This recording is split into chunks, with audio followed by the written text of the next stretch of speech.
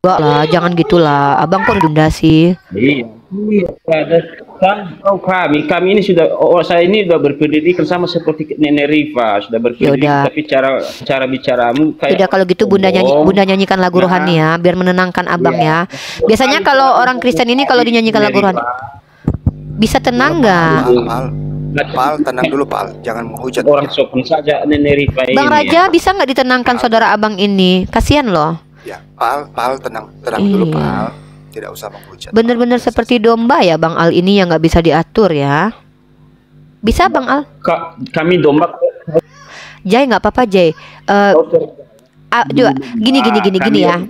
Jadi gini, Unirifa ini menerima saudara-saudara Kristen yang mungkin merasa tersakiti dengan Unirifa. Biar kita tahu nih salah Unirifa apa nih. Bang Al marah sama Unirifa tuh ada apa? Kenapa marah sama saya coba? Salah saya apa? Cara bicaramu tadi sudah sombong. Di mana kesombongan itu? Saya sendiri saya sendiri sering nonton dengan Bang Edis ketika kalian berdebat lintas agama. Iya, terus. Bahkan kau saja tanpa dalil pun ditanya dalil sama kau, bahkan kau cerewet sekali. Iya, terus. Nggak bisa. Makanya jangan sombong kalau bicara. Iya, nggak boleh Bang. Nggak boleh, orang Islam nggak boleh sombong. Yang boleh sombong cuman Edis Bang, karena hanya dia yang paling hebat di dunia ini. Saya nggak bisa lawan Edis Bang, soalnya sekali dia bicara Bang, 1000 orang murtad Bang. Bahkan Edis tuh bicara, bahkan bahasa Arab Bang ya. Raja Salman itu Bang, bahasa Arabnya itu salah Bang, harus belajar sama Edis. Kalian debat Edis dengan Nenek Rifa ini, kami sudah tahu bahwa kau itu macam mau nangis. Iya mau nangis, bukan mau nangis Bang. Aku kalau debat sama Edis Bang, aku Bang ya, waktu debat sama Edis Bang ya, aku berubah jadi laki-laki Bang. Iya nggak ada dalil Bang, nggak pernah berdalil kalau aku bicara Edis. Iya, betul. Iya, Edis itu kuat banget. Iya. Itu orang cewek perempuan cerewet, betul. Iya, nggak apa-apa, iya. Itu. Aku takut sama Edis, soalnya Edis kalau bicara langsung murtad orang Bang. Takut Bang. Kalau memang kau sudah berpendidikan, coba berhadapan dengan orangnya, berdiskusi dengan baik. Takut sama Edis Bang. Edis soalnya kalau ngomong langsung 1000 orang murtad. Nggak berani adik lawan Edis. Edis ketika bicara Bang, 1500 orang langsung murtad loh Bang. Dengan kau nggak bisa Bang, Edis itu nggak bisa saya lawan, soalnya yang bicara itu Tuhan dalam dirinya. Ada dalil iya. Izin, mohon maaf ini izin. Tetapi di belakang sih izin. Mohon maaf saya mute izin. Anda naik ke sini mau ngapain? Izin saya mute, jangan nyerocos terus. Tolong dihargai yang punya komal. Lihatlah Bang Raja Koi sangat santun. Abang naik ke sini mau ngapain? Oke, tunggu dulu sebentar saya mau ngomong. Kalau Anda mau berdiskusi, silahkan. Ini adalah room penginjilan, tentukan tema, diskusi dua arah. Tengoklah Abang Raja Koi, nggak usah bahas Edis, nggak usah bahas orang lain. Ini bukan komal Edis, oke? Jadi mungkin Uni mungkin mau nggak mungkin gini Jai. Ya udah saya mengaku deh. Ya udah saya mengaku deh sekarang nih. Saya mengaku deh.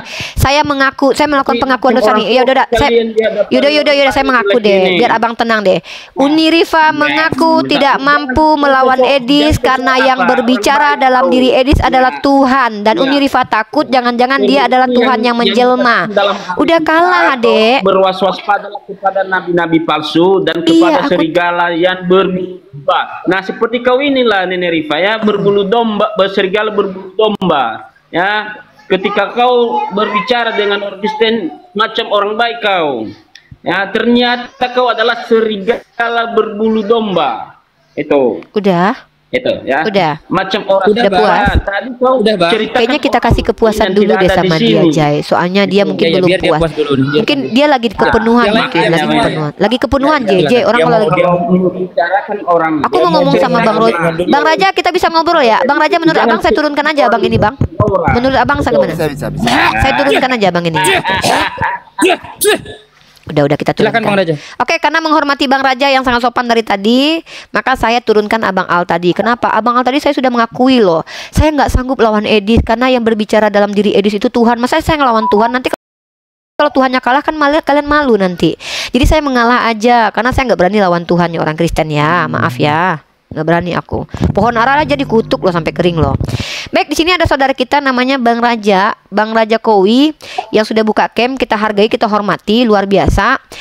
Bang Raja, tema saya sebenarnya ada dua, Bang Raja. Tema saya adalah terkait tentang silsilah Yesus yang menurut saya itu agak aneh, kontradiktif, dan juga sangat absurd gitu. Yang kedua adalah ajaran kasih di Kristen. Saya juga membaca ada absurdan dari ajaran kasih di Kristen.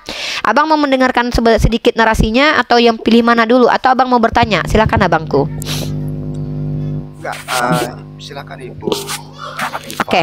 Sampaikan aja dakwahnya. Baik, tentang silsilah Yesus dulu kita bahas ya Bang. Nah, dari tentang silsilah Yesus ini saya akan membawakan ada 4 premis atau 5 premis ya. Dan premis-premisnya saya sampaikan, abang boleh dicatat dulu ya. Ayat-ayatnya boleh abang cek dulu. Nah, premis pertama adalah, kecuali abang membantah ya, saya mempelajari secara otodidak waktu diskusi dengan orang-orang Kristen. Saya mengetahui umat Kristen menganggap bahwa Yesus itu lahir dari Roh Kudus, bukan lahir dari hasil biologis ya. Dan ini bukan hanya secara doktrinal. Sorry, ada suara anak teman saya nangis ya, mohon maaf, nggak apa-apa, abaikan aja ya, nggak apa-apa. Nah, tetapi secara tertulis juga ada dalam kitab Lukas bahwa dikatakan Yesus itu dikandung oleh Roh Kudus. Itu satu. Nah, maka kalau kita lihat secara premis, orang Kristen percaya Yesus itu lahir dari Roh Kudus. Benar ya Bang ya? Benar ya? Itu dulu saya konfirmasi dulu. Itu premis pertama.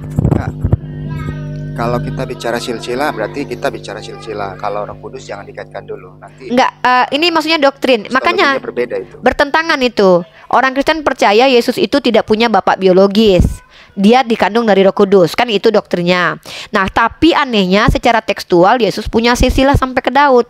Ini kan antara doktrin dengan tekstual kan bertentangan nih. Nah, kalau kita lihat, dan yang kedua adalah Yesus tidak punya garis keturunan biologis dari pihak laki-laki termasuk dari Yusuf seharusnya.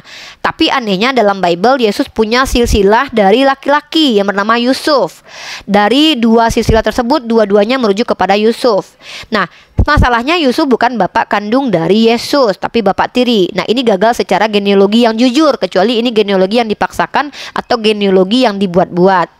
Nah, premis ketiga, silsilah dalam Matius dan Lukas berbeda dari jalur satu Nathan, satu Salomo. Ya, dari jalur Daud, tapi yang satu dari Nathan, yang satu dari Salomo.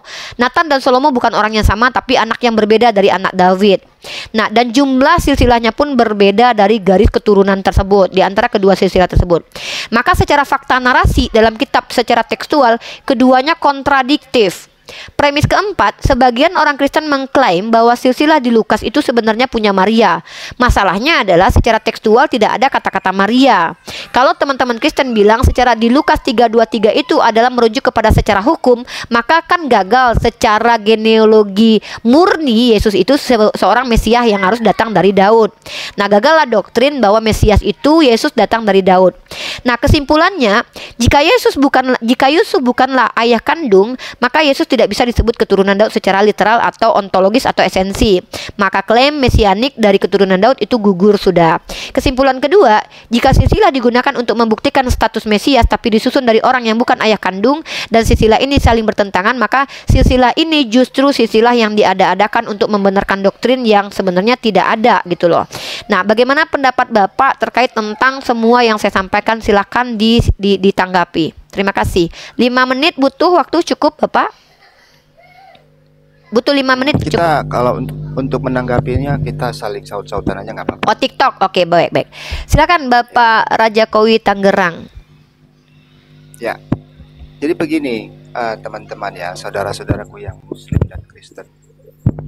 Kalau bicara silsilah Yesus, maka kita harus sampaikan ada 2 kelompok yang harus kita sampaikan di situ. Pertama adalah silsilah dari Yusuf dan silsilah dari Maria. Jadi tidak bisa kita kaitkan dulu dengan Roh Kudus. Roh Kudus itu adalah suatu keilahian yang dimasuk ke dalam tubuh Maria, sehingga Yesus itu ada, lahir gitu ya. Jadi di dalam Alkitab disampaikan bahwa Maria dan Yusuf adalah bagian dari Bani Israel, keturunan dari Israel gitu ya. Nah, jadi coba saya sampaikan dulu silsilah dari Bang, dekatkan ke mikrofonnya Bang biar suara Abang bisa kita dengarkan secara clear ya. agak kecil. Bagus kayak gitu. Mikrofonnya dekatkan. Saya ulangin lagi ya. Jadi kalau kita bicara silsilah Yesus Kristus, itu berarti kita bicara garis keturunan dari orang tuanya. Jadi orang tuanya ada dari pihak laki-laki dan ada dari pihak perempuan. Nah, Roh Kudus di situ itu tidak bisa dimasukkan dalam silsilah karena Roh Kudus itu adalah menunjukkan keilahiannya. Sehingga Yesus itu lahir